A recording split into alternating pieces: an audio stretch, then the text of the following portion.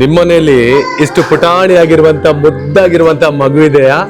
ಹಾಗಿದ್ರೆ ಆ ಮಕ್ಕಳನ್ನ ನೀವು ಯಾವ್ದಾದ್ರು ಒಂದು ಡೇ ಕೇರ್ ಸೆಂಟರ್ಗೆ ಸೇರಿಸ್ಕೊಳ್ಬೇಕು, ಅಲ್ಲಿ ನಮ್ಮ ಮನೆಯಲ್ಲಿ ಅಮ್ಮ ಅಜ್ಜಿ ತಾತ ಎಲ್ಲರೂ ನೋಡ್ಕೊಳ್ಳುವಂತ ರೀತಿಯಲ್ಲಿ ನೋಡ್ಕೊಳ್ಬೇಕು ಅಂತ ಹೇಳಿ ಆಲೋಚನೆ ಮಾಡ್ತಾ ಇದ್ರೆ ಪುತ್ತೂರಿನಲ್ಲಿ ಲಕ್ಷ್ಯ ಡೇ ಕೇರ್ ಸೆಂಟರ್ ಅಂತ ಪ್ರಾರಂಭ ಆಗಿದೆ. ಸೊ ಅದರ ಸಂಪೂರ್ಣವಾಗಿರುವಂತ ಡೀಟೇಲ್ ಆಗ್ತೀನಿ. ನಮ್ಮ ಸೌತ್ ಕನ್ನಡದಲ್ಲಿ ಎಲ್ಲೂ ಕಾಣದ ಸಿಗ್ತಕ್ಕಂತ ಒಂದು ಲಕ್ಷ್ಯ ಡೇ ಕೇರ್ ಸೆಂಟರ್ ಇದೆ. ಸೊ ಸೂಪರ್, ಅದರ ಒಂದು ಡೀಟೇಲ್ ಇವತ್ತಿನ ವಿಡಿಯೋದಲ್ಲಿ ನಿಮಗೆ. ಮನೆಯಲ್ಲಿರಲು ಮಗು ಮನವೆಲ್ಲ ನಗು ಅಲ್ವಾ? ಸೊ ನಮ್ಮ ಮನೆಯ ಮುದ್ದು ಪುಟಾಣಿ ಮಕ್ಕಳಿಗೆ ಸಂಸ್ಕಾರ ಸಹಿತ ಆರೋಗ್ಯಕರ ಶಿಕ್ಷಣಕ್ಕೆ ಪೂರಕವಾದ ಮನೆ ಮಂದಿಯ ಪ್ರೀತಿಯ ಆರೈಕೆಯೊಂದಿಗೆ ನಿಮ್ಮ ಮಗು ನಮ್ಮ ಮನೆ ಮಗು ಎಂಬ ದೃಷ್ಟಿಯಿಂದ ಪುತ್ತೂರಿನಲ್ಲಿ ಪ್ರಾರಂಭವಾದ ಲಕ್ಷ್ಯ ಡೇ ಕೇರ್ ಸೆಂಟರ್. ಹಾಗೇನೆ ಇವಾಗ ನಮ್ಮ ಮೈಂಡ್ ಅಲ್ಲಿ ಎಷ್ಟೇ ಸಣ್ಣ ವಯಸ್ಸಿಂದ ಎಷ್ಟೇ ಹಿರಿಯ ವಯಸ್ಸಾದ್ರೂ ಕೂಡ ಏನೋ ಒಂದು ಟೆನ್ಷನ್ಸ್ ಗಳು ಪ್ರಶ್ನೆಗಳೆಲ್ಲ ಮೈಂಡ್ ಅಲ್ಲಿ ಮೂಡ್ತಾ ಇರುತ್ತೆ. ಇದಕ್ಕೆ ಕೌನ್ಸಿಲಿಂಗ್ ಬೇಕು ಅಂತ ಹೇಳಿದ್ರೆ ಈ ಸಂಚಿಕೆಯನ್ನು ಒಂದ್ಸಲ ನೋಡಿ. ಇವತ್ತು ಊರಿಂದ ಸಿಟಿಗಳಿಗೆ ಉದ್ಯೋಗಕ್ಕೋಸ್ಕರ ತೆರಳ್ತಾ ಇದ್ದ ಹಾಗೆ ಇಡೀ ಊರೇ ವೃದ್ಧಾಶ್ರಮ ಆಗಿದೆ. ಗರ್ಭಸಂವಾದ ಅಂತಂದ್ರೆ 3ನೇ ತಿಂಗಳಿಂದ ಮಗು ಕೇಳಿಸ್ಕೊಳ್ಳಿಕ್ಕೆ ಶುರು ಮಾಡ್ತದೆ, ಹೊರಗಡೆಯ ವಿಚಾರಗಳನ್ನ ಆಲಿಸ್ಲಿಕ್ಕೆ ಶುರು ಮಾಡ್ತದೆ ತಾಯಿಯ ಮೂಲಕ. ಹಾಗಾಗಿ ಗರ್ಭಸಂವಾದ ಕೂಡ ಬಹಳ ಇಂಪಾರ್ಟೆಂಟ್ ಆಗಿರ್ತದೆ. ಗಂಡು ಹೆಣ್ಣು ಪ್ರೀತಿಸ್ತಾ ಇರ್ತಾರೆ, ಏನೋ ಚೇಷ್ಟೆ ಮಾಡ್ತಾ ಇರ್ತಾರೆ. ಬದುಕಿನ ಸತ್ಯಾಸತ್ಯತೆಯನ್ನ ಅರಿತುಕೊಳ್ಳದೆ ನಾಳೆ ಬದುಕು ಕೂಡ ಇಷ್ಟು ಬಹಳ ಮಜವಾಗಿರ್ತದೆ ಅಂತ ಹೇಳಿ ನಂಬಿಕೊಂಡು ಮದುವೆಯಾಗಿ ತದನಂತರ ಒಂದು ಕುಟುಂಬದ ಪರಿಚಯ ಆದಾಗ ಕುಟುಂಬ ಒಡೆಯುವಂಥ ಸಾಧ್ಯತೆಗಳು ಹೆಚ್ಚು, ಅತ್ತೆ ಸೊಸೆ ಗಲಾಟೆಗಳು ಹೆಚ್ಚು. ಅದಕ್ಕಿಂತ ಮುನ್ನವೇ ಒಂದು ಪ್ರೀ ಮ್ಯಾರೈಟಲ್ ಕೌನ್ಸಿಲಿಂಗಿನ ಸಹಾಯದಿಂದ ಎರಡೂ ಮನೆಯನ್ನು ಅರ್ಥ ಮಾಡಿಕೊಳ್ಳುವುದಕ್ಕೆ ಕೂಡ ಸಹಕಾರಿ ಆಗ್ತದೆ, ಕೆಟ್ಟ ಚಟಗಳನ್ನು. ಸೊ ಇದಕ್ಕೆ ಸಂಬಂಧಪಟ್ಟಂತಹ ಒಂದು ಕೌನ್ಸಿಲಿಂಗನ್ನು ನಾವು ಒಂದು ವ್ಯವಸ್ಥೆಯನ್ನು ಮಾಡಿಕೊಂಡಿದ್ದೇವೆ. ಮಗುವಿನ ಮಿದುಳಿನ ರಚನೆ ಆಗ್ತಾ ಬರ್ತದೆ ಗರ್ಭದಲ್ಲಿ. ಸೊ ಆ ಮಿದುಳಿನ ರಚನೆ ಆಗ್ತಾ ಬರುವಾಗಲೇ ನ್ಯೂರಾನ್ಸ್ಗಳ ಬೆಳವಣಿಗೆ ಕೂಡ ಆಗ್ತದೆ. ನೀವೇನಾದರೂ ಮಗುವಿಗೆ ಹುಟ್ಟು ಸಂಸ್ಕಾರವನ್ನು ಕೊಡಬೇಕು ಅಂತ ಇದ್ರೆ ಆ ಸಮಯದಲ್ಲೇ ಕೊಡಬೇಕು. ಇದು ದಕ್ಷಿಣ ಕನ್ನಡ ಜಿಲ್ಲೆಯಲ್ಲೇ ಪ್ರಥಮ ಬಾರಿಗೆ ಒಂದು ಸೈಕಾಲಜಿಸ್ಟ್ಗಳು ಮತ್ತು ಶಿಕ್ಷಣ ತಜ್ಞರು ಸೇರಿಕೊಂಡು ಮಾಡುವಂಥ ಒಂದು ಸಂಸ್ಥೆ ಇದು ಲಕ್ಷ್ಯ ಅಂತ ಹೇಳುವಂಥದ್ದು. ಜೀವನದಲ್ಲಿ ಯಾರಿಗೆ ಮುಂದಿನ ದಾರಿಯ ಗೋಚರತೆ ಆಗ್ತಾ ಇಲ್ವೋ ವಿದ್ಯೆಯ ಆಧಾರಿತವಾಗಿ ಮತ್ತು ಒಂದು ವೈಜ್ಞಾನಿಕ ನೆಲೆಯಲ್ಲಿ ಮತ್ತು ಜೀವನದಲ್ಲಿ ಒಂದು ಗುರಿಯನ್ನು ಕಾಣಬೇಕು ಅಂತ ಹೇಳುವ ನೆಲೆಯಲ್ಲಿ ಕೊಡುವಂಥ ಒಂದು ವ್ಯವಸ್ಥೆ, ಅದಕ್ಕೆ ಕೌನ್ಸಿಲಿಂಗ್ ಅಂತೇಳಿ ಕರೆಯುವಂಥದ್ದು. ಎಲ್ರಿಗೂ ನಮಸ್ಕಾರ, ನಾನು ವಿಜಯ್ ವಿಖ್ಯಾತ್. ನಾನು ಇವತ್ತು ಬಂದಿರೋದು ಮೈಸೂರಿನಿಂದ ಬರ್ತಾ ಇದ್ರೆ ಬೈಪಾಸ್ ರೋಡ್, ಪುತ್ತೂರಿನ ಬೈಪಾಸ್ ರೋಡ್ ಎಂಡ್ ಆಗುವಂಥ ಜಾಗ. ಮಂಗಳೂರಿನಿಂದ ಬಂದರೆ ಬೈಪಾಸ್ ರೋಡ್ ಸ್ಟಾರ್ಟ್ ಆಗುವಂತಹ ಒಂದು ಜಾಗದಲ್ಲಿ ರವೀಂದ್ರ ಕಾಂಪ್ಲೆಕ್ಸ್ ಅಂತ ಇದೆ. ಅದರಲ್ಲಿ ಲಕ್ಷ್ಯ ಡೇ ಕೇರ್ ಸೆಂಟರ್ ಹಾಗೆಯೇ ಕೌನ್ಸಿಲಿಂಗ್ ಸೆಂಟರ್ ಅಂತ ಇದೆ. ಇದನ್ನು ನಡೆಸ್ತಿರ್ತಕ್ಕಂಥವರು ಶ್ರೀಯುತ DP ಭಟ್ ಅಂತ. ನಮಸ್ತೆ ನಿಮಗೆ. ನಮಸ್ತೆ ಸರ್. ಬಹಳ ಒಂದು ಒಳ್ಳೆಯ ಜಾಗಕ್ಕೆ ನಾನು ಬಂದಿದ್ದೇನೆ ಅಂತ ಅನಿಸ್ತಾ ಇದೆ. ಯಾವಾಗ ಪ್ರಾರಂಭ ಮಾಡಿದ್ರಿ ಲಕ್ಷ್ಯ ಡೇ ಕೇರ್ ಸೆಂಟರ್ ಹಾಗೆಯೇ ಕೌನ್ಸಿಲಿಂಗ್ ಸೆಂಟರ್ ಅಂತ? ಫಿಸಿಕಲಿ ಈ ವರ್ಷ ಸ್ಟಾರ್ಟ್ ಮಾಡಿದ್ವಿ, ಆದರೆ ಮೆಂಟಲಿ ಒಂದು ಪ್ರಿಪರೇಷನ್ಸ್ ಇದೆ. ಕಳೆದ 3 ವರ್ಷದ ಹಿಂದೆ ನಾವೊಂದು ಶಿಕ್ಷಣದ ಮೇಲೆ ಏನಾದರೂ ಒಂದು ರಿಸರ್ಚ್ ಮಾಡಬೇಕು ಅಂತ ಹೊರಟವನು ನಾನು. ಇದಕ್ಕೆ ಪೂರ್ವ ತಯಾರದಲ್ಲಿ ಬೇಕಾದಷ್ಟು ವಿಚಾರಗಳು ನನ್ನ ಮನಸ್ಸಲ್ಲಿ ಬರ್ತಾ ಇತ್ತು. ಯಾವ ಏಜ್ಗೆ ಏನು ಮಾಡಬೇಕು, ಯಾವ ಹಂತಗಳು ಅಂತೇಳಿ ಹಂತ ಹಂತವಾಗಿ ರಿಸರ್ಚ್ ಮಾಡ್ತಾ ಒಂದು ಕಡೆಯಲ್ಲಿ ಅದನ್ನು ದಾಖಲಿಸ್ತಾ ಬರುವಾಗ ನನ್ನ ಹುಟ್ಟೂರಿನಲ್ಲೇ ಒಂದು ಡೇ ಕೇರ್ ಸೆಂಟರ್ ಪ್ರಾರಂಭ ಮಾಡೋಣ ಅಂತ ಒಂದು ಯೋಚನೆ ಮಾಡಿದ್ವಿ. ಸೊ ನನ್ನ ಹುಟ್ಟೂರಿನಲ್ಲಿ ಅದೊಂದು ಮುಂದಿನ ಜಿಲ್ಲೆಯಾಗುವಂಥ ಒಂದು ಸಂದರ್ಭದಲ್ಲಿ ಉದ್ಯೋಗಕ್ಕೆ ಹೋಗುವಂತಹ ಒಂದು ಅನಿವಾರ್ಯದ ಪರಿಸ್ಥಿತಿಯಲ್ಲಿರುವಂಥ ಪಾಲಕರಿದ್ದಾರೆ. ಸೊ ಅವರಿಗೊಂದು ಅನುಕೂಲ ಆಗಲಿ ಅಂತ ಹೇಳುವಂಥ ಒಂದು ನೆಲೆಯಲ್ಲಿ ಒಂದು ಡೇ ಕೇರ್ ಸೆಂಟರ್ ಅಂತಂದರೆ ಸಾಮಾನ್ಯವಾಗಿ ನಾನು ಪೂರ್ತಿಯ ಕರ್ನಾಟಕದಲ್ಲಿ ಸುತ್ತಾಡಿದಾಗ ನನಗೆ ಊಟ ಮಾಡಿಸುವಂಥದ್ದು, ಮಲಗಿಸುವಂಥದ್ದು, ಕೇರ್ ತಗೊಳ್ಳುವಂಥದ್ದು ಅಲ್ಲಿ ಪ್ರಾಧಾನ್ಯತೆ ಇರ್ತದೆ.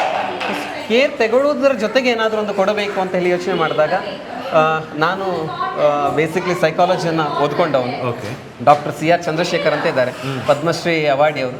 ಸೊ ಅವರ ಶಿಷ್ಯ ಅಂತ ಹೇಳಲಿಕ್ಕೆ ಬಹಳ ಹೆಮ್ಮೆ ಆಗ್ತದೆ ನನಗೆ. ಸೊ ಅವರ ಮೂಲಕ ಒಂದು ಅವರ ಪ್ರೋತ್ಸಾಹದಿಂದ ಸೈಕಾಲಜಿಯನ್ನು ಪೂರ್ತಿ ಮಾಡಿಕೊಂಡು ಸೈಕಾಲಜಿ ಆಧಾರಿತವಾದಂತಹ ಮಕ್ಕಳ ವಯಸ್ಸಿಗೆ ಅನುಗುಣವಾಗಿ ಒಂದು ಮಿದುಳಿನ ಬೆಳವಣಿಗೆಯನ್ನು ಪೂರೈಸಿಕೊಳ್ಬೇಕು ಅಂತ ಹೇಳುವಂಥ ನೆಲೆಯಲ್ಲಿ ಲಕ್ಷ್ಯ ಡೇ ಕೇರ್ ಕಲ್ಪನೆ ಸ್ಟಾರ್ಟ್ ಆಯಿತು. ಡೇ ಕೇರ್ನ ಒಂದು ಒಳಾಂಗಣದಲ್ಲಿ ಮಕ್ಕಳಿಗೆ ಎಲ್ಲ ರೀತಿಯ ಒಂದು ಕಲಿಕೆಗೆ ಪೂರಕವಾದಂತಹ ತುಂಬ ಸುಂದರವಾದಂಥ ವಾತಾವರಣ ನಿರ್ಮಾಣ ಮಾಡಬೇಕು ಅಂತ ಹೇಳಿ ಈಗಾಗಲೇ ಒಂದು ಸೆಟಪ್ಪನ್ನು ನಾವು ನಿರ್ಮಾಣ ಮಾಡಿ ಇಟ್ಕೊಂಡಿದ್ದೇವೆ. ಓಕೆ, ಇವಾಗ ಡೇ ಕೇರ್ ಸೆಂಟರ್ ಅಂದರೆ ಏನು, ಅದು ಏನು ವಿಷಯ ಅಂತ ಹೇಳುವಂಥದ್ದು ಆಲ್ಮೋಸ್ಟ್ ಎಲ್ಲರಿಗೂ ಗೊತ್ತಿದೆ. ನಮ್ಮಲ್ಲಿ ವಿಶೇಷತೆಗಳು ಕೂಡ ಏನು ಅನ್ನೋದನ್ನು ಸ್ವಲ್ಪ ಹೊತ್ತಲ್ಲಿ ತಿಳಿಸೋಣ. ಮತ್ತು ಅದರ ಜೊತೆಗೆ ನಾನು ನೋಡಿರೋದು ಕೌನ್ಸಿಲಿಂಗ್ ಅಂತ. ಈ ಕೌನ್ಸಿಲಿಂಗ್ ಅಂದರೆ ಏನು, ಮತ್ತು ಈ ಕೌನ್ಸಿಲಿಂಗಿನ ಅವಶ್ಯಕತೆ ಒಬ್ಬ ವ್ಯಕ್ತಿಗೆ ಯಾಕಿದೆ ಅಂತ? ಸಾಮಾನ್ಯವಾಗಿ ಜನರ ಮನಸ್ಸಿನಲ್ಲಿರೋದು ಕೌನ್ಸಿಲಿಂಗ್ ಅಂತ ಹೇಳುವುದು ಮನೋರೋಗಿಗಳಿಗೆ ಮಾತ್ರ ಅಂತ ಹೇಳಿ. ಕೌನ್ಸಿಲಿಂಗ್ ಅಂತ ಹೇಳುವುದು ಮನೋರೋಗಿಗಳಿಗೆಲ್ಲ. ಸೊ ಅದರಲ್ಲಿ ಬೇರೆ ಬೇರೆ ರೀತಿಯ ಆಯಾಮಗಳಿದೆ. ಕೇವಲ ಮಾನಸಿಕ ರೋಗಿಗಳಿಗೆ ಮಾತ್ರವೇ ಅಲ್ಲ, ಮಾನಸಿಕ ರೋಗಿಗಳಿಗೆ ಅಂತ ಹೇಳಿ ಒಂದಷ್ಟು ವ್ಯವಸ್ಥೆಗಳನ್ನು ಈಗಾಗಲೇ ನಮ್ಮ ಬೇರೆ ಬೇರೆ ಪ್ರದೇಶಗಳಲ್ಲಿದೆ. ಕೌನ್ಸಿಲಿಂಗಲ್ಲಿ ಕೂಡ ವಿಭಾಗಗಳನ್ನು ಮಾಡ್ಕೊಂಡಿದ್ದೇವೆ, ಎಲ್ಲರಿಗೂ ಒಂದೇ ರೀತಿಯ ಅಲ್ಲ ಅಂತ ಹೇಳಿ. ಮೊದಲನೇದಾಗಿ ಶಿಶು ಶಿಕ್ಷಣ ಮಾರ್ಗದರ್ಶನ ಅಂತ ಹೇಳಿ, ಅಂದರೆ ಒಂದು ಮಗುವನ್ನು ಮನೆಯಲ್ಲಿ ಯಾವ ರೀತಿಯಲ್ಲಿ ಬೆಳೆಸಬೇಕು ಅಂತ ಹೇಳಿ. ಬಹಳಷ್ಟು ಬೆಳವಣಿಗೆಗಳು ಆಗುವಂಥದ್ದು ಒಂದು ಗರ್ಭದಲ್ಲಿ ಮಗುವಿಗೆ 50%, ಮಿಕ್ಕಿದ 50% ಆಗುವಂಥದ್ದು 6 ವರ್ಷದ ಒಳಗೆ. ನೀವೇನಾದರೂ ಮಗು ಮುಂದಿನ ಭವಿಷ್ಯದಲ್ಲಿ ಹೀಗಿರಬೇಕು, ನನ್ನ ಮಗ ಸಂಗೀತಗಾರನಾಗಬೇಕು, ನನ್ನ ಮಗ ಕರಾಟೆ ಆಗಿರಬೇಕು, ನನ್ನ ಮಗ ಒಳ್ಳೆಯ ವಿದ್ಯಾವಂತನಾಗಬೇಕು ಅಂತ ಏನೇ ನೀವು ಯೋಚನೆಯನ್ನು ಇಟ್ಟುಕೊಂಡ್ರೂ ಕೂಡ ಅದನ್ನು ನಿರ್ಧರಿಸುವಂತಹ ಸಮಯ ಹುಟ್ಟಿದ ದಿನದಿಂದ 6 ವರ್ಷದ ಒಳಗೆ. ಅಲ್ಲಿಯವರೆಗೆ 6 ವರ್ಷದ ಒಳಗೆ ನ್ಯೂರಾನ್ಸ್ನ ಸಂಪೂರ್ಣ ಗ್ರೋತ್ ಆಗಿರ್ತದೆ ಮಗುವಿಗೆ. ಮತ್ತೇನಿದ್ರು ಕೂಡ ಅದು ಅಪ್ಲಿಕೇಶನ್ ಫೀಡ್ ಮಾಡುವುದು, ಅಂದರೆ ಬೀಜ ರೂಪದಲ್ಲಿ ಇಡಬೇಕಾದ್ರೆ 6 ವರ್ಷದ ಒಳಗೆ. ಹಾಗಾಗಿ ಶಿಶು ಶಿಕ್ಷಣ ಮಾರ್ಗದರ್ಶನ ಅಂತ ಹೇಳುವಂಥ ಒಂದು ಕೌನ್ಸಿಲಿಂಗ್ ವ್ಯವಸ್ಥೆಯನ್ನು ಮಾಡಿದ್ದೇವೆ. ಅಲ್ಲಿ ಕೆಲವು ವಸ್ತುಗಳನ್ನು ನಾವು ಕೊಡ್ತೇವೆ. ಮನೆಯಲ್ಲಿ ಹೇಗೆ ನಿಂತ್ಕೊಳ್ಬೇಕು, ಸಮಾಜದ ಜೊತೆಗೆ ಮಗುವನ್ನು ಹೇಗೆ ಬಿಡಬೇಕು, ಯಾವ ರೀತಿಯ ಹಠವನ್ನು ಕಂಟ್ರೋಲ್ ಮಾಡಬೇಕು, ಮೊಬೈಲ್ ಅಡಿಕ್ಷನನ್ನು ಯಾವ ರೀತಿಯಲ್ಲಿ ಮಗುವಿಗೆ ರಿಮೂವ್ ಮಾಡ್ತಾ ಬರ್ಬೋದು. ಸೊ ಈ ರೀತಿಯ ಬೇರೆ ಬೇರೆ ರೀತಿಯ ಒಂದು ಮಾರ್ಗದರ್ಶನವನ್ನು ಶಿಶು ಶಿಕ್ಷಣ ಮಾರ್ಗದರ್ಶನದ ಅಡಿಯಲ್ಲಿ ನಾವು ಪಾಲಕರಿಗೆ ಕೊಡ್ತಾ ಇದ್ದೇವೆ. ಇನ್ನೊಂದು ಹುಟ್ಟಿನಿಂದ ಪ್ರಾರಂಭ ಗರ್ಭ ಸಂಸ್ಕಾರ ಅಂತ ಹೇಳುವಂಥದ್ದು, ಗರ್ಭ ಸಂವಾದ ಅಂತ ಹೇಳುವಂಥದ್ದು. ಸೊ ಇದೊಂದು ಅದ್ಭುತವಾದಂಥ ಒಂದು ವಿಚಾರ, ನಮ್ಮ ಭಾರತೀಯ ಸಂಸ್ಕೃತಿ ನಮಗೆ ನೀಡಿದಂತಹ ಒಂದು ವಿಚಾರ ಇದು. ಇದನ್ನು ನಾವೀಗಾಗಲೇ ಅದನ್ನು ಕಡೆಗಣಿಸ್ತಾ ನಾವು ಪಾಶ್ಚಾತ್ಯ ಅಡೆಗೆ ಹೋಗ್ತಾ ಇದ್ದೇವೆ. ಬಟ್ ಪಾಶ್ಚಾತ್ಯರು ಇದನ್ನು ಅನುಸರಿಸ್ಕೊಂಡು ಬರ್ತಾ ಇದ್ದಾರೆ. ಸೊ ನಮ್ಮಲ್ಲಿ ನಾನು ಬೆಂಗಳೂರಿನಲ್ಲಿದ್ದಾಗಲೇ ಸಾಕಷ್ಟು ಪಾಲಕರು ನಮಗೆ ಇದನ್ನ ಬಗ್ಗೆ ಕಾಂಟ್ಯಾಕ್ಟ್ ಮಾಡ್ತಾ ಇದ್ರು. ನಾನು ಗುರುಕುಲದಲ್ಲಿ ಕೂಡ ಸೇವೆ ಸಲ್ಲಿಸ್ತಾ ಇದ್ದೆ. ಈ ಗರ್ಭದಲ್ಲಿ ಒಂದು ಮಗು ಬೆಳೀತಾ ಇದ್ದಾಗ ತಾಯಿಗೆ ಯಾವ ರೀತಿಯ ವಾತಾವರಣ ಮತ್ತು ಆಹಾರ ಕ್ರಮಗಳನ್ನು ನೀವು ಇಟ್ಟಿದ್ದೇವೆ, ಅದರ ಮೇಲೆ ಆ ಮಗು ಮುಂದಿನ ಭವಿಷ್ಯದಲ್ಲಿ ಸಮಾಜದಲ್ಲಿ ಯಾವ ರೀತಿಯ ಒಬ್ಬ ಮಹಾತ್ಮನಾಗಿ ಬೆಳೀಬಹುದು ಅಂತ ಹೇಳುವಂಥದ್ದನ್ನು ನಾವು ನಿರ್ಧರಿಸಲಿಕ್ಕೆ ಸಾಧ್ಯ. ಭಾನುವಾರಗಳ ಒಂದು ಪ್ರಾವಿಷನ್ಸ್ ಅನ್ನು ಇಟ್ಕೊಂಡಿದ್ದೇವೆ. ಗರ್ಭಿಣಿ ಮಹಿಳೆಯರು ಮತ್ತು ಅವರ ಜೊತೆಗೆ ಅವರ ಹಸ್ಬೆಂಡ್ ಬಂದು ಭಾಗವಹಿಸಿಕೊಂಡು ಅದಕ್ಕೆ ಬೇಕಾದಂಥ ಒಂದು ವ್ಯವಸ್ಥೆಯನ್ನು ನಾವು ಮಾಡ್ತಾ ಇದ್ದೀವಿ. ಜೊತೆಗೆ ಗರ್ಭ ಸಂವಾದವನ್ನು ಕೂಡ ನಾವು ವ್ಯವಸ್ಥೆಯನ್ನು ಮಾಡ್ತಾ ಇದ್ದೇವೆ. ಲಕ್ಷ್ಯವನ್ನು ಇಷ್ಟು ತಡವಾಗಿ ಸ್ಟಾರ್ಟ್ ಮಾಡಿದ್ದೆ ಅದೇ ಕಾರಣಕ್ಕೆ. ಯಾಕಂದರೆ ನನಗೊಂದು ಪಾಪವನ್ನು ಹಿಡಿದುಕೊಂಡು ಅದರ ಎಲ್ಲ ರಿಸರ್ಚಿನ ಆಧಾರದಲ್ಲಿ ಭೂಮಿಕೆ ಇದ್ದಾಗ ಮಾತ್ರ ಅದು ಸಂಸ್ಥೆಗೆ ತುಂಬ ವರ್ಷಗಳ ಒಂದು ಬಾಳಿಕೆ ಇರ್ತದೆ. ಸೊ ಆ ಭೂಮಿಕೆಯನ್ನು ಮೊದಲು ನಾವು ಅಪ್ಲೈ ಮಾಡಿಕೊಳ್ಳುವ, ತದನಂತರ ನಮಗೊಂದು ಅನುಭವದ ಆಧಾರದಲ್ಲಿ ಅನುಭವದ ಸ್ಥಿತಿಗೆ ಹೋಗಬೇಕು ಅಂತ ಹೇಳುವಂಥ ಒಂದು ಕಲ್ಪನೆ ಇದೆ. ಹದಿಹರೆಯದ ವಿಷಯಕ್ಕೆ ಸಂಬಂಧಪಟ್ಟ ಹಾಗೆ ಒಂದು ಮುಂಚಿನ ಕಾಲದಲ್ಲಿ 16ನೇ ವಯಸ್ಸಿಗೆ ಮಕ್ಕಳು ದೊಡ್ಡವರಾಗ್ತಾ ಇದ್ರು. ಸೊ ಅದಕ್ಕೆ ಬೇಕಾದಂಥ ಸಂಸ್ಕೃತಿಗಳನ್ನು ನಮ್ಮ ತಾಯಂದಿರು ಮಕ್ಕಳಿಗೆ ಹೇಳಿಕೊಡ್ತಾ ಇದ್ರು. ಹೆಣ್ಣು ಮಗು ದೊಡ್ಡವಾದಾಗೋದು ಗೊತ್ತಾಗ್ತಾ ಇತ್ತು, ಗಂಡು ಮಗು ಗೊತ್ತಾಗದೆ ದೊಡ್ಡವನಾಗ್ತಾ ಇದ್ದ. ಸೊ ಈಗಿನ ಕಾಲದಲ್ಲಿ ಒಂದು ಫಾಸ್ಟ್ ಗ್ರೋತ್, ಈ ಬೇರೆ ಬೇರೆ ರೀತಿಯ ಆಹಾರದ ಒಂದು ವೈಪರೀತ್ಯದಿಂದಾಗಿ ತಾಮಸ ಗುಣದ ಆಹಾರಗಳನ್ನು ನಾವು ಜಾಸ್ತಿಯಾಗಿ ಉಪಯೋಗಿಸ್ಕೊಳ್ತಾ ಇರೋದ್ರಿಂದ 4ನೇ ಕ್ಲಾಸಿಗೆ ಮಕ್ಕಳು ದೊಡ್ಡವರಾಗ್ತಾರೆ. ಸೊ ಈ ಹದಿಹರೆಯದ ವಯಸ್ಸು 4ನೇ ಕ್ಲಾಸು 5ನೇ ಕ್ಲಾಸಿಗೆ ಬರ್ತಾ ಇರೋದ್ರಿಂದ ಬಹಳ ಚಾಂಚಲ್ಯತೆಯನ್ನು ಪಡಿತಾ ಇದ್ದಾರೆ. ಪ್ರೀತಿ, ಪ್ರೇಮ ಮುಂದಿನದು ಹೀಗೆ ಬೆಳೀತಾ ಹೋಗ್ತದೆ. ಅಥವಾ ಹದಿಹರೆಯದ ಅಡಲೆನ್ಸ್ ಕೌನ್ಸಿಲಿಂಗ್ ಅಂತ ಹೇಳುವಂಥ ಒಂದು ವ್ಯವಸ್ಥೆಯಾದ ಅಡಿಯಲ್ಲಿ ಅದನ್ನು ನಿಭಾಯಿಸ್ತಾ ಇದ್ದೇವೆ. ಇದರ ನಂತರ ಫಾರಿನಲ್ಲಿ ಒಂದು ವಿಶೇಷವಾದಂಥ ಒಂದು ಸಂಸ್ಕೃತಿ ಇದೆ. ಗಂಡು ಹೆಣ್ಣಿಗೆ ಎಂಗೇಜ್ಮೆಂಟ್ ಆದ ಮೇಲೆ ಪ್ರೀ ಮೆರೈಟಲ್ ಕೌನ್ಸಿಲಿಂಗ್ ಅಂತೇಳಿ ಮಾಡ್ತೇವೆ. ಸಾಮಾನ್ಯವಾಗಿ ಕ್ರಿಶ್ಚಿಯನ್ಸ್ ಧರ್ಮದಲ್ಲಿ ಕೂಡ ಇದು ಸರ್ಟಿಫಿಕೇಟ್ ಕೋರ್ಸ್ ಅಂತ ಹೇಳುವಂಥ ಮಾಡುವ ಪದ್ಧತಿ ಇದೆ ನನ್ನ ರಿಸರ್ಚ್ ಪ್ರಕಾರ. ಸೊ ಪ್ರೀ ಮೆರೈಟಲ್ ಕೌನ್ಸಿಲಿಂಗ್ ಅಂದರೆ ಎಂಗೇಜ್ಮೆಂಟ್ ಆಗಿರುವಂತಹ ಗಂಡು ಹೆಣ್ಣು ಅವರ ಮನೆಯವರ ಜೊತೆಗೆ ಮತ್ತು ಗಂಡು ಹೆಣ್ಣಿನ ಮನಸ್ಥಿತಿಯನ್ನು ಅರ್ಥ ಮಾಡಿಕೊಳ್ಳುವುದಕ್ಕೆ ಸಹಕರಿಸುವಂಥ ಇದೊಂದು ಕೌನ್ಸಿಲಿಂಗ್. ಇದು ತುಂಬ ಸಕ್ಸಸ್ ಆಗಿರುವಂಥ ಒಂದು ವಿಚಾರಗಳು. ತದನಂತರ ಮೆರೈಟಲ್ ಕೌನ್ಸಿಲಿಂಗ್ ಅಂತೇಳಿ ಸಾಮಾನ್ಯವಾಗಿ ಮದುವೆಯಾಗಿ 1 ವರ್ಷ ತನಕ ಬಹಳ ಅನ್ಯೋನ್ಯತೆಯನ್ನು ಬೆರೆತಿರ್ತಾರೆ. ತದನಂತರ ಸತ್ಯವನ್ನು ಒಪ್ಪಿಕೊಂಡು ಬದುಕುವಂಥ ಒಂದು ನೆಲೆಯಲ್ಲಿ ನಮ್ಮ ಈಗಿನ ಜನರು ಬಹಳಷ್ಟು ಎಡವ್ತಾ ಇದ್ದಾರೆ. ಹಿರಿಯರಿಗೆ ವಿಚಾರಗಳಾಗಿರ್ಬೋದು ಅಥವಾ ಕಿರಿಯರ ವಿಚಾರಗಳಿರ್ಬೋದು, ಈ ಜನ್ರೇಷನ್ ಗ್ಯಾಪ್ ಅಂತ ಏನು ಹೇಳ್ತೀವಿ. ಸೊ ಈ ಜನ್ರೇಷನ್ ಗ್ಯಾಪ್ನಲ್ಲಿ ಬಹಳಷ್ಟು ಒಪಿನಿಯನ್ ಡಿಫ್ರೆನ್ಸ್ ಬರುತ್ತೆ. ಸೊ ಈ ಒಪಿನಿಯನ್ ಡಿಫ್ರೆನ್ಸನ್ನು ಫಿಲ್ ಮಾಡುವುದಕ್ಕೆ ಮತ್ತು ಆದಷ್ಟು ಡೈವರ್ಸನ್ನು ಕಡಿಮೆ ಮಾಡಬೇಕು ಅಂತ ಹೇಳುವ ನೆಲೆಯಲ್ಲಿ ದಾಂಪತ್ಯ ಒಡಿಬಾರದು. ಗೃಹಸ್ಥ ಜೀವನ ಅಂತ ಹೇಳಿದ್ರೆ ಅದು ಶ್ರೇಷ್ಠ ಜೀವನ. ಅಂಥ ಗೃಹಸ್ಥ ಜೀವನದಲ್ಲಿ ಅಗ್ನಿಸಾಕ್ಷಿಯಾಗಿ ನಾವು ಮದುವೆ ಆಗಿರ್ತೇವೆ. ಸೊ ಅಂಥ ಒಂದು ಜೀವನ ಒಡಿಬಾರ್ದು ಅಂತ ಹೇಳುವಂಥ ಒಂದು ನೆಲೆಯಲ್ಲಿ ಒಡೆದಾಗ ಮಕ್ಕಳಾಗಿದ್ದರೆ ಅದು ಇನ್ನೊಂದು ರೀತಿಯ ಸಮಸ್ಯೆ ಮಕ್ಕಳಿಗೆ. ಸೊ ಈ ರೀತಿಯ ಸಮಾಜ ಮತ್ತು ಕುಟುಂಬ ಒಡೆಯುವಂಥ ಸನ್ನಿವೇಶ ಬರಬಾರ್ದು ಅಂತ ಹೇಳುವ ನೆಲೆಯಲ್ಲಿ ನಾವು ಗೃಹಸ್ಥರಿಗಾಗಿ ಕೂಡ ಒಂದು ಕೌನ್ಸಿಲಿಂಗನ್ನು ವ್ಯವಸ್ಥೆ ಮಾಡಿದ್ದೇವೆ. ಮೆರೈಟಲ್ ಅಂತ ಹೇಳುವ ಕೌನ್ಸಿಲಿಂಗ್ ವ್ಯವಸ್ಥೆಯಲ್ಲಿ ಡೆಲಿವರಿ ಆದ ನಂತರ ಕೆಲವರು ಮಹಿಳೆಯರು ಉದ್ಯೋಗಕ್ಕೆ ಹೋಗ್ತಾ ಇರ್ತಾರೆ. ಸೊ ಉದ್ಯೋಗಕ್ಕೆ ನನ್ನ ಹತ್ರ ಎಷ್ಟೋ ಮಹಿಳೆಯರು ಹೇಳಿದ್ದಾರೆ, ನಮಗೀಗ ಡೆಲಿವರಿ ಆಯ್ತಣ್ಣ, ನನಗೀಗ ಉದ್ಯೋಗಕ್ಕೆ ಹೋಗೋದು ಬೇಡ ಅಂತ ಹೇಳ್ತಾರೆ, ಅಥವಾ ನಾನು ಮನೆಯಲ್ಲಿ ಕೂತ್ಕೊಳ್ತಾ ಇದ್ದೇನೆ, ನನ್ನ ಬದುಕು ಇಷ್ಟೇ ಅಂತ ಹೇಳಿ ಒಂದು ಡಿಪ್ರೆಷನ್ಗೆ ಹೋಗುವಂಥ ಒಂದು ಸನ್ನಿವೇಶ ಬರ್ತದೆ. ಉದ್ಯೋಗ ಮಾಡ್ತಾ ಇದ್ದಂತಹ ಒಂದು ಮಹಿಳೆ ಮನೆಯಲ್ಲಿ ಮಗುವನ್ನು ನೋಡಿಕೊಳ್ಳುವ ಹೊತ್ತಿನಲ್ಲಿ ಮಗು ಹಾಗೆ ನೋಡಿಕೊಳ್ಬೇಡ, ಹೀಗೆ ನೋಡಿಕೊಳ್ಬೇಡ, ಮಗುವಿಗೆ ಈಗ ಏನು ಆ ಥರ ತಲೆ ಹಿಡ್ಕೊಂಡು ಗಟ್ಟಿಯಾಗಿಲ್ಲ ಅಥವಾ ಕೌಚ್ ಬೇಡ. ಸೊ ಮಗುವನ್ನು ನೋಡಿಕೊಳ್ಳೋ ವಿಚಾರದಲ್ಲಿ ಹಿರಿಯರಿಂದ ಬೇರೆ ಬೇರೆ ರೀತಿಯ ಒತ್ತಡ ಬರ್ತದೆ. ತದನಂತರ ಜಾಬಿಗೂ ಹೋಗ್ತಾ ಇಲ್ಲ, ಮಗುವನ್ನು ನೋಡಿಕೊಂಡು ನನ್ನ ಬದುಕು ಇಷ್ಟೇ ಸೀಮಿತವ ಅಂತ ಹೇಳುವಂಥ ನೆಲೆಯಲ್ಲಿ ಕೆಲವೊಂದು ಸಲ ತುಂಬ ಸೂಕ್ಷ್ಮ, ಹೆಣ್ಣಿನ ಮನಸ್ಸು ಸೂಕ್ಷ್ಮ ಆಗಿರೋದ್ರಿಂದ ಡಿಪ್ರೆಷನ್ಗೆ ಹೋಗುವಂಥ ಸಾಧ್ಯತೆ ಇರ್ತದೆ, ಮಂಕಾಗುವಂಥ ಸಾಧ್ಯತೆ ಇರ್ತದೆ. ಡೆಲಿವರಿ ಆದ ನಂತರದ ಒಂದು ಕೌನ್ಸಿಲಿಂಗ್ ವ್ಯವಸ್ಥೆಯನ್ನು ಕೂಡ ಮಾಡಿಕೊಂಡಿದೆ. ವೃದ್ಧರಾದಾಗ ಸಾಮಾನ್ಯವಾಗಿ ಇದನ್ನು ಗಮನಿಸುವುದನ್ನು ಬಿಟ್ಟಿದ್ದೇವೆ. ಮೊದಲೆಲ್ಲ ಅಪ್ಪನಿಗೆ ಬೇಕಾದ ಹಾಗೆ ವ್ಯವಸ್ಥೆ ಮಾಡುವ, ಅಮ್ಮನಿಗೆ ಬೇಕಾದ ಹಾಗೆ ವ್ಯವಸ್ಥೆ ಮಾಡುವ ಅಂತೇಳಿ ಮನೆಯ ಮಕ್ಕಳು ಯೋಚನೆ ಮಾಡ್ತಾ ಇದ್ರು.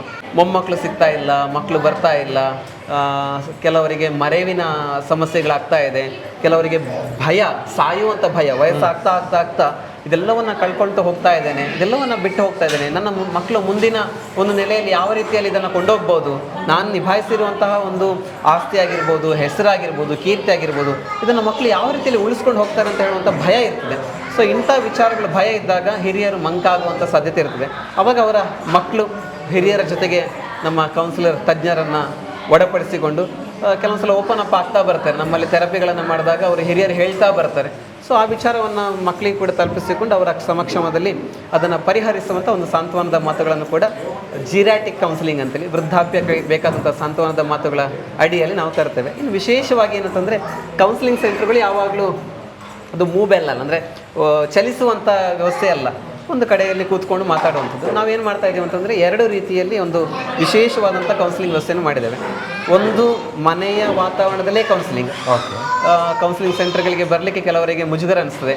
ಎಲ್ಲಿ ಕೌನ್ಸಿಲಿಂಗ್ ಸೆಂಟ್ರಿಗೆ ಹೋದರೆ ನಮ್ಮನ್ನು ಸಮಾಜ ತಪ್ಪಾಗಿ ತಿಳ್ಕೊಳ್ತದೆ, ನಾವು ಏನೋ ಒಂದು ಮಾನಸಿಕ ಅಸ್ವಸ್ಥರು ಅಂತ ತಿಳ್ಕೊಳ್ತೇವೆ ಅಂತೇಳಿ. ಸೊ ಅದಕ್ಕೆ ನಮ್ಮನ್ನು ಕೌನ್ಸಿಲರ್ ಅಂತ ಹೇಳದೆ ಆ ಮನೆಯ ಆತ್ಮೀಯ ಸ್ನೇಹಿತರು ಅಂತ ಪರಿಚಯ ಮಾಡಿಕೊಂಡು ಕರೆಸ್ಕೊಂಡು ಬೇಕಾದಂಥ ಒಂದು ವ್ಯವಸ್ಥೆಯ ಕೌನ್ಸಿಲಿಂಗನ್ನು ಮಾಡಿಕೊಡುವಂಥದ್ದು. ಇನ್ನೊಂದು ವಿಶೇಷವಾಗಿ ಏನಂತಂದರೆ ಕೆಲವರು ನಮಗೆ ಈಗ ಬೆಂಗಳೂರಿನ ಮಕ್ಕಳಿದ್ದಾರೆ ಕೆಲವರು. ಸೊ ಅವರು ಈ ಕಾಂಕ್ರೀಟ್ ಜಗತ್ತಿನಲ್ಲಿ ಬದುಕ್ತಾ ಇದ್ದಾರೆ, ಒಂದು ಕಾಂಕ್ರೀಟ್ ಕಾಡಿನಲ್ಲಿ ಬೆಳೀತಾ ಇದ್ದಾರೆ.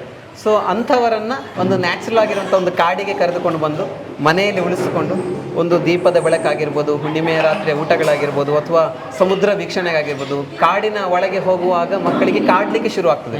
ನನ್ನ ಬದುಕೇನು, ನಾನು ಬೆಂಗಳೂರಿನಲ್ಲಿ ಏನು ಮಾಡ್ತಾ ಇದ್ದೇನೆ, ಎಷ್ಟಕ್ಕೆ ಸೀಮಿತನಾಗಿದ್ದೇನೆ. ಸೊ ಮನ ಪರಿವರ್ತನೆಗೆ ಬೇಕಾದಂಥ ಒಂದು ವ್ಯವಸ್ಥೆಯನ್ನು ಕೂಡ ನಮ್ಮ ಮನೆಗೆ ಮಕ್ಕಳನ್ನು ಕರೆಸಿಕೊಂಡು ಅದಕ್ಕೆ ಬೇಕಾದಂಥ ಒಂದು ವ್ಯವಸ್ಥೆಯನ್ನು ಕೂಡ ನಾವು ಮಾಡ್ತಾ ಇದ್ದೇವೆ. ಅದು 1 ದಿವಸ, 1 ವಾರ, ಸೊ ಯಾವ ರೀತಿಯಲ್ಲಿ ಅವರಿಗೆ ಜನರಿಗೆ ಅನುಕೂಲ ಇದೆ ಅದನ್ನು ಕೂಡ ನಾನು ಮತ್ತು ನನ್ನ ಶ್ರೀಮತಿ ಮತ್ತು ನನ್ನ ಪೂರ್ಣ ಫ್ಯಾಮಿಲಿ, ಅಪ್ಪ ಅಮ್ಮ 4 ಮಂದಿ ಕೂಡ ಇದಕ್ಕೋಸ್ಕರ ನಾವು ನಮ್ಮ ಜೀವನವನ್ನು ಮುಡುಪಾಗಿಡಬೇಕು ಅಂತ ಹೇಳುವಂಥ ನಿರ್ಧಾರಕ್ಕೆ ಬಂದಿದೆ. ಬಹಳ ಒಂದು ಒಳ್ಳೆಯ ಕಾನ್ಸೆಪ್ಟ್ ಇದು.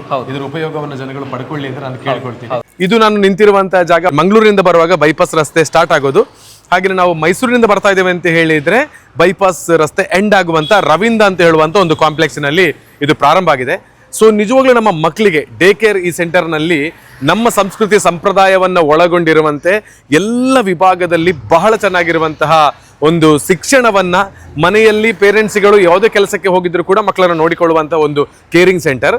ಹಾಗೇನೆ ನಮ್ಮ ಮೈಂಡ್ನಲ್ಲಿ ನಮಗೆ ಗೊತ್ತಾಗದಿರುವಂಥ ಸಾಕಷ್ಟು ಪ್ರಶ್ನೆಗಳೆಲ್ಲ ಇರುತ್ತೆ ನೋಡಿ, ಅದಕ್ಕೆ ಕೌನ್ಸಿಲಿಂಗ್ನ ಮೂಲಕ ಉತ್ತರವನ್ನು ಕಂಡುಕೊಳ್ಳಬೇಕು ಅಂತ ಹೇಳುವಂಥ ಆಲೋಚನೆಯನ್ನು ಮಾಡ್ತಾ ಇದ್ರೆ, ಅಥವಾ ನಮಗೆ ಇದರ ಬಗ್ಗೆ ಅರಿವಿಲ್ಲ ಅಂತ ಹೇಳಿದರೆ ಒಂದು ಕೌನ್ಸಿಲಿಂಗ್ ಸೆಂಟರ್ ಕೂಡ ಇಲ್ಲೇ ಪ್ರಾರಂಭವಾಗಿದೆ. ಅದರ ಒಂದು ಪರಿಚಯವನ್ನು ಮಾಡೋದಕ್ಕೆ ನಿಮಗೆ ನಾನು ಇವತ್ತು ಬಂದಿದ್ದೇನೆ. ಇಲ್ಲಿ ಬಂದರೆ ಇದರ ಒಂದು ಸಂಪೂರ್ಣವಾದ ವಿಡಿಯೋವನ್ನು ನೋಡಿದರೆ ನಮ್ಮಲ್ಲಿರುವಂಥ ಸಾಕಷ್ಟು ರೀತಿಯ ಗೊಂದಲಗಳಿಗೆ ಇವತ್ತು ಉತ್ತರ ಸಿಕ್ಕಿ ನಿರಾಳತೆಯಿಂದ ಜೀವನವನ್ನು ಮಾಡೋದಕ್ಕೆ ಸಾಧ್ಯ. ಹಾಗಾಗಿ ಲಕ್ಷ್ಯ care centre, day care centre, ಹಾಗೇನೆ ಕೌನ್ಸಿಲಿಂಗ್ ಸೆಂಟರ್ಗೆ ನಾನು ಬಂದಿದ್ದೇನೆ. ಬನ್ನಿ ಒಳಗೆ ಹೋಗುವ, ಏನೆಲ್ಲ ವಿಶೇಷತೆ ಅನ್ನೋದನ್ನ ಇವತ್ತಿನ ವಿಡಿಯೋದಲ್ಲಿ ತಿಳ್ಕೊಂಡು ಬರೋಣ. ಒಳ್ಳೆ ಪ್ರಪಂಚವನ್ನು ಸೃಷ್ಟಿ ಮಾಡಿದ್ದೀರಿ. ಪಾಲಕರಿಗೆ ವೇಟಿಂಗ್ ಕೊಠಡಿ, ಡೇ ಕೇರ್ ನಡೆಯುವಂತದ್ದು ಇದ್ರ ಒಳಗೆ, ಪ್ಲೇ ಹೋಮ್ ಇರುವಂತದ್ದು ಒಳಗಡೆ, ಕೌನ್ಸಿಲಿಂಗ್ ಆಫೀಸ್, ಮಗುವೆ ನೀ ಅರಳುವ ನಿಶ್ಶಬ್ದ, ಅದು ಲಕ್ಷ್ಯದ ಶಬ್ದ ಇಲ್ಲಿ. ಇಲ್ಲಿ ಕೌನ್ಸಿಲಿಂಗ್ ಅನ್ನುವಂತ ಕಾನ್ಸೆಪ್ಟ್ ಅನ್ನ ಇಲ್ಲಿ ಮಾಡ್ತೀವಿ.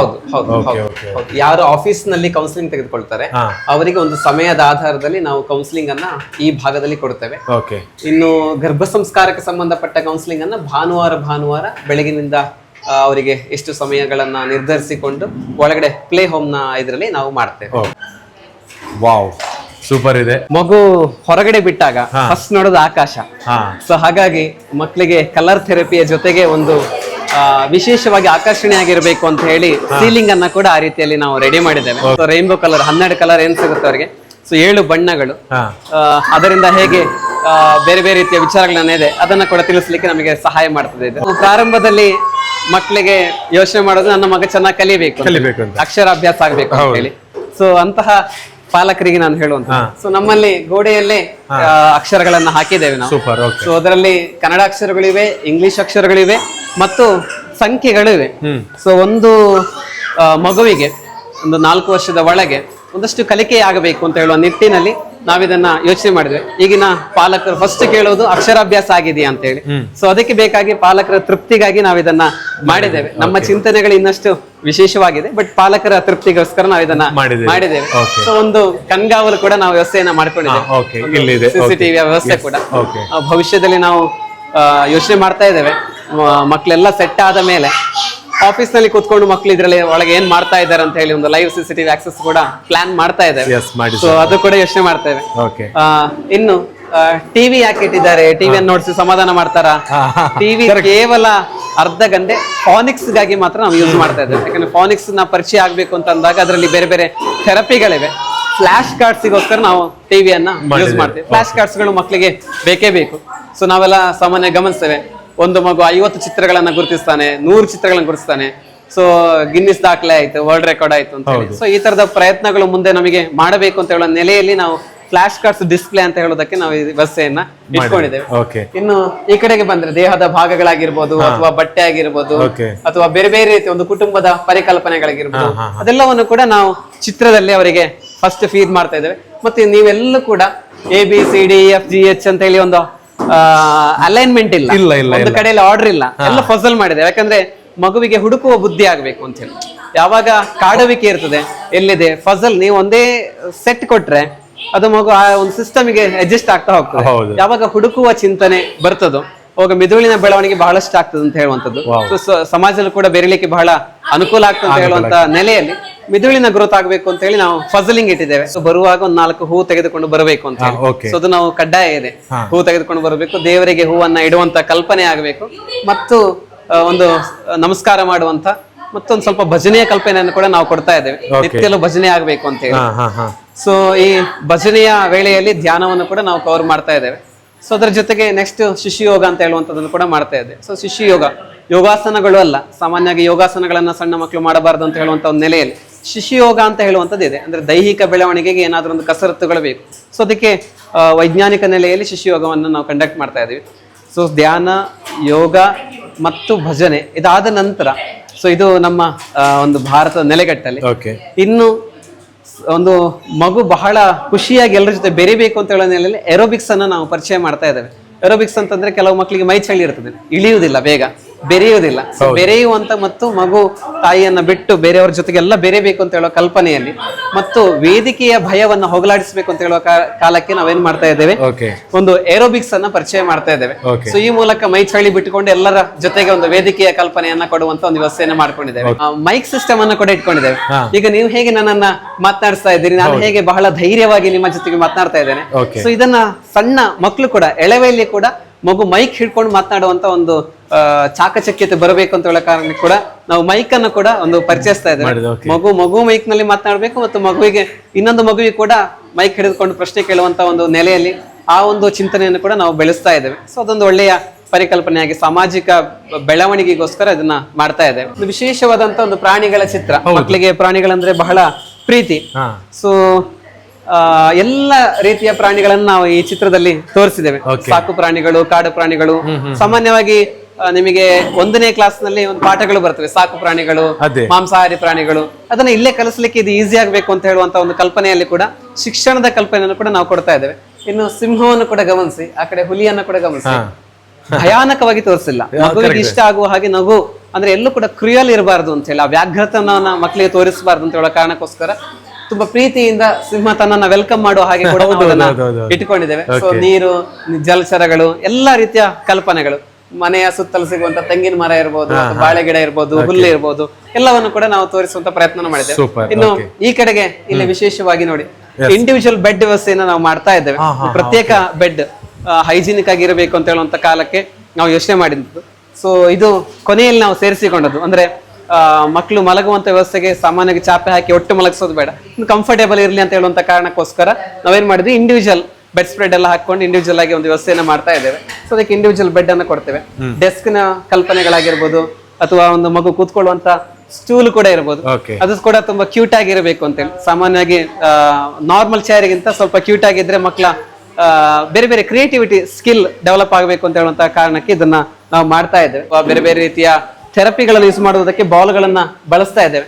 ಸೊ ಇದರಲ್ಲಿ ಸಾಕಷ್ಟು ಅಂದ್ರೆ ನಮ್ಮ ಡೇ ಕೇರ್ ನ ಒಳಗೆ ವಿತ್ ರಿಸಲ್ಟ್ ವಾರಕ್ಕೊಂದು ಪಾಲಕರಿಗೆ ಕೊಡಬೇಕು ಅಂತ ಹೇಳುವಂತ ಒಂದು ಕಮಿಟ್ಮೆಂಟ್ ಇಟ್ಕೊಂಡಿದ್ದೇವೆ. ಒಂದು ಮಗು ಏನ್ ಡೆವಲಪ್ ಆಗಿದೆ ಅದನ್ನ ವಾರಕ್ಕೊಂದು ಪಾಲಕರಿಗೆ ಅದನ್ನು ತಲುಪಿಸ್ಬೇಕು ಅಂತೇಳಿ. ಪಾಲಕರು ಇಲ್ಲಿ ಬಂದು ನೋಡುವುದು ಬಹಳ ಕಷ್ಟ, ಆದ್ರೆ ಒಂದು ರೀತಿಯ ಕೆಲವು ರೆಕಾರ್ಡ್ಸ್ ಗಳನ್ನ ಮಕ್ಕಳಿಗೆ ಪಾಲಕರಿಗೆ ನಾವು ಕಲಿಸೋ ರೀತಿಯಲ್ಲಿ ಅಂದ್ರೆ ವಿಡಿಯೋ ಫುಟೇಜ್ ಗಳನ್ನ ಕಳಿಸೋ ಒಂದು ರೀತಿಯಲ್ಲಿ ಮಾಡಿದ್ದೇವೆ. ಸುಮಾರು ಒಂದು 150 ಶೈಕ್ಷಣಿಕ ಸಂಶೋಧನೆಯನ್ನ ಮಾಡಿ ಮಕ್ಕಳಿಗೆ ಯಾವ ರೀತಿಯಲ್ಲಿ ಆಕ್ಟಿವಿಟೀಸ್ ಮಾಡಬಹುದು ಅಂತ ಹೇಳುವಂತ ನೆಲೆಯಲ್ಲಿ ನಾವು ಮಾಡ್ತಾ ಇದ್ದೇವೆ. ಇವತ್ತು ಬಂದಿರುವಂತ ಮಕ್ಕಳು ಎಲ್ಲ ಆಟ ಸಾಮಾನು ನೋಡಿಟ್ಟಿದ್ದಾರೆ, ಎಲ್ಲವನ್ನ ಒಂದು ಉದ್ಘಾಟನೆ ಮಾಡಿದ ಹಾಗೆ ಆಗಿದೆ. ಸೊ ಒಂದೊಂದು ಐಟಮ್ಸ್ ಗಳನ್ನ ಮಕ್ಕಳಿಗೆ ಒಂದೊಂದು ರೀತಿಯಲ್ಲಿ ನಾವು ಕೊಡ್ತಾ ಇದ್ದೇವೆ.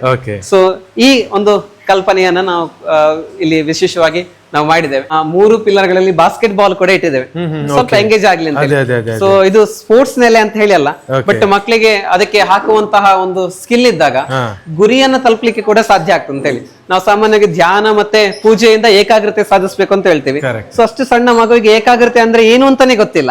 ಸೊ ಗೊತ್ತಿಲ್ಲದೆ ಇರೋ ಮಗುವಿಗೆ ಕಾನ್ಸಂಟ್ರೇಷನ್ ಡೆವಲಪ್ ಆಗ್ಬೇಕು ಅಂತಂದ್ರೆ ಅದಕ್ಕೆ ಸಂಬಂಧಪಟ್ಟಂತ ಏನು ವಸ್ತುಗಳನ್ನ ನಾವು ಇಡಬೇಕು. ಬಾಲ್ ಅನ್ನ ಬೇರೆ ಬೇರೆ ಹೈಟ್ ಇಂದ ಬೇರೆ ಬೇರೆ ಡಿಸ್ಟೆನ್ಸ್ ಇಂದ ಹಾಕುವಂತದನ್ನ ಕಲಿತಾ ಹೋಗ್ಬೇಕು. ಸೊ ಅವಾಗ ಏಕಾಗ್ರತೆ ಕೂಡ ಜಾಸ್ತಿ ಆಗ್ತದೆ ಅಂತ ಹೇಳಿ. ಸಾಮಾನ್ಯವಾಗಿ ಎಲ್ಲ ಪಾಲಕರ ಮನೆಯಲ್ಲಿ ಇರುವಂತ ವಸ್ತುಗಳು ಇಂಟರ್ಲಾಕ್, ABCD ಆಲ್ಫಾಬೆಟ್ ಕಲೀಲಿಕ್ಕೆ ಅಂತ ಹೇಳಿ.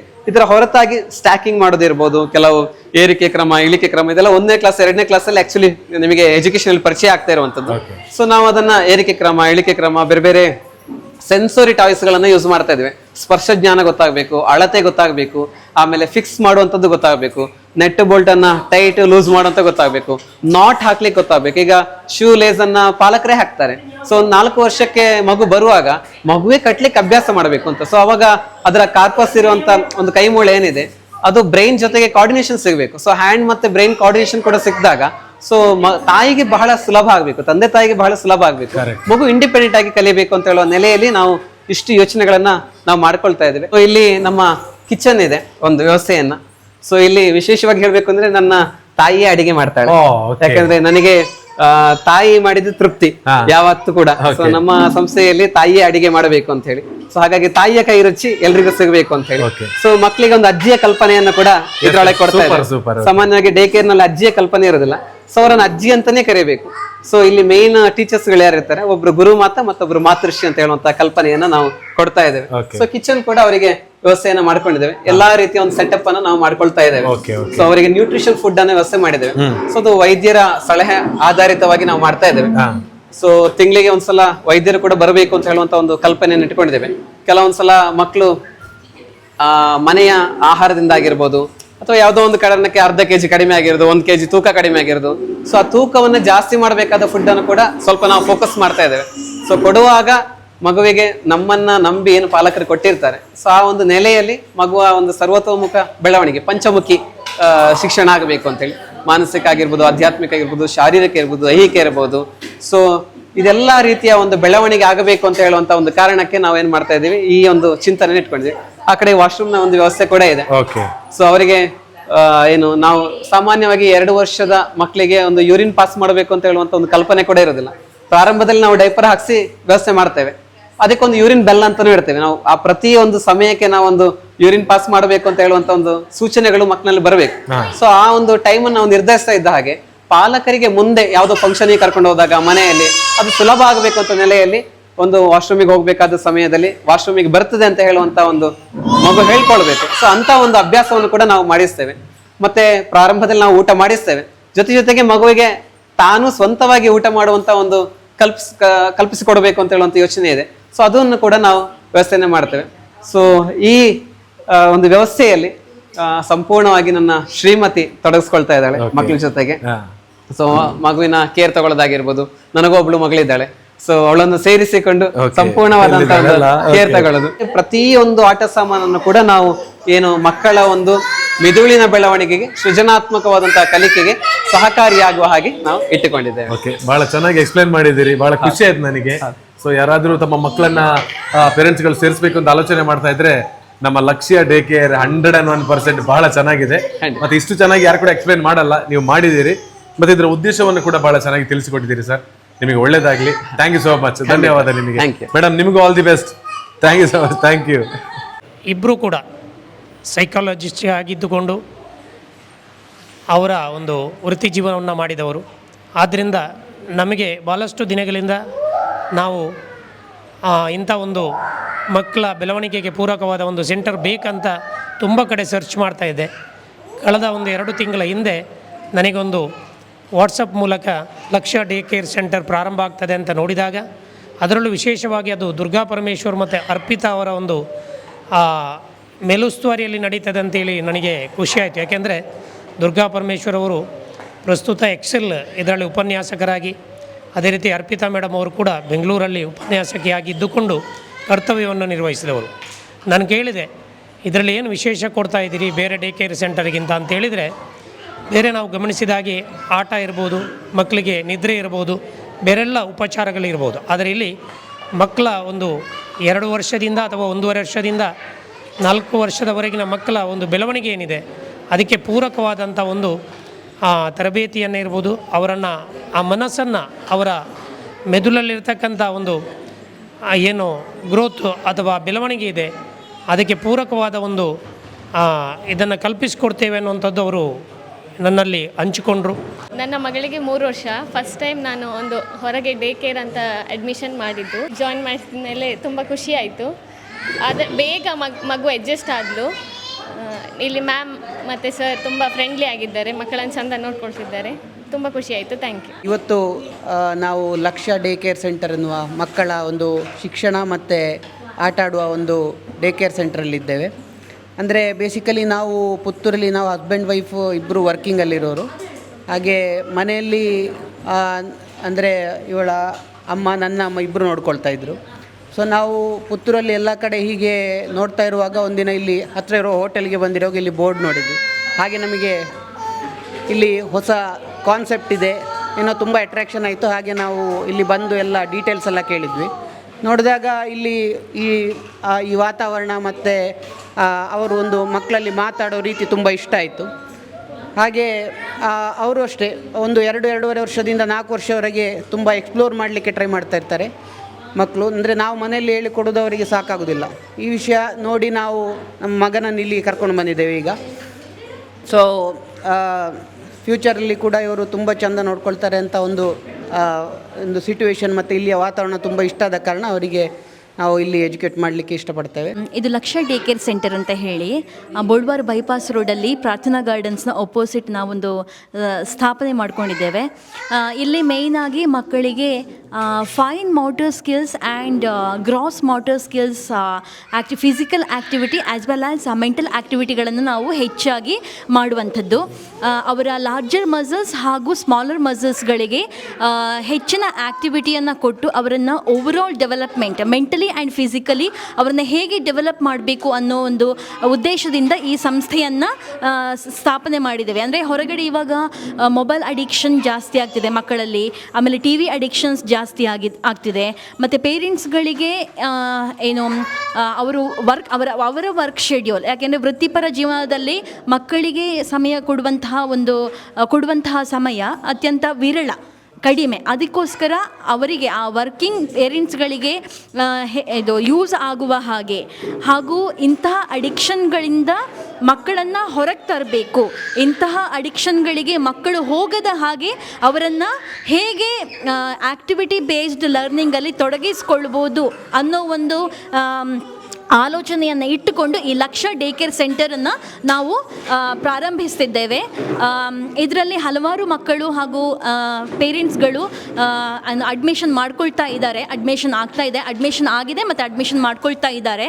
ನಾನು ಇಲ್ಲಿ ಮುಖ್ಯವಾಗಿ ಶಿಕ್ಷಕಿಯ ಕಾರ್ಯನಿರ್ವಹಿಸ್ತಾ ಇದ್ದೇನೆ. ನನ್ನ ಹೆಸರು ಅರ್ಪಿತಾ ಅಂತ ಹೇಳಿ. ಇಲ್ಲಿ ಮಕ್ಕಳಿಗೆ ಸರ್ವತೋಮುಖ ಬೆಳವಣಿಗೆಯ ಒಂದು ಪರವಾಗಿ ನಾವು ಈ ಒಂದು ಸಂಸ್ಥೆಯನ್ನು ಸ್ಥಾಪನೆ ಮಾಡ್ತಾ ಇದ್ದೇವೆ. ಸ್ವಚ್ಛ ಸುಸಂಸ್ಕೃತ ಸಮೃದ್ಧ ಸಮಾಜವನ್ನು ಮಕ್ಕಳು ನೋಡಬೇಕು.